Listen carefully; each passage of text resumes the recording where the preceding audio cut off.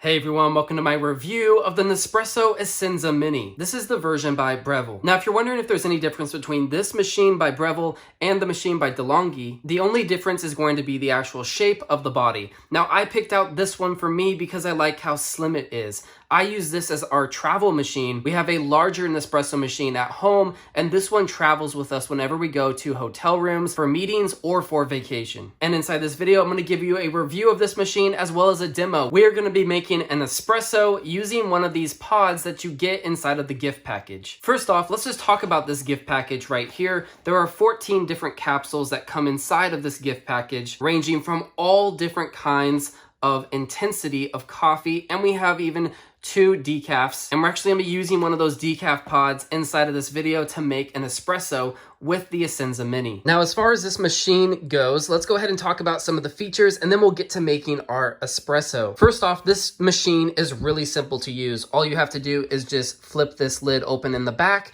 and you can fill up the water tank right here. Plug it in, and it will start heating up automatically once you plug it in. We have 2 different sizes here that you can also hold the buttons down to program. So we have the Espresso, and then we have the Lungo. This will give you about 1.35 ounces of espresso, and this will give you about 3.75 ounces of espresso. Overall, the machine is really simple to use. All you have to do is just open this up, put your capsule down in here, close this to lock your capsule into place, and then you can start brewing your coffee by hitting one of these 2 buttons. Underneath here is where all the capsules are going to be stored. So once you have finished using a pod, it will drop down into here, and then you can recycle them by dumping them out of that compartment. You also have your drip station here, and those are all the features of the Nespresso Essenza Mini. It is very simple, sleek, and it's easy to travel with. Now let's go ahead and make an espresso. First things first, we take our pod here. This is a decaf pod, and it has an intensity of 4, so it's going to be a very light coffee. All we have to do is just go ahead and open the capsule chamber up, drop the capsule in just like that, close it and lock it into place. We'll take our cup, we'll set it right underneath the spout, and then we'll click on the Lungo option to have a little bit of a larger espresso. It'll start brewing it automatically, and within a few seconds, the espresso comes out.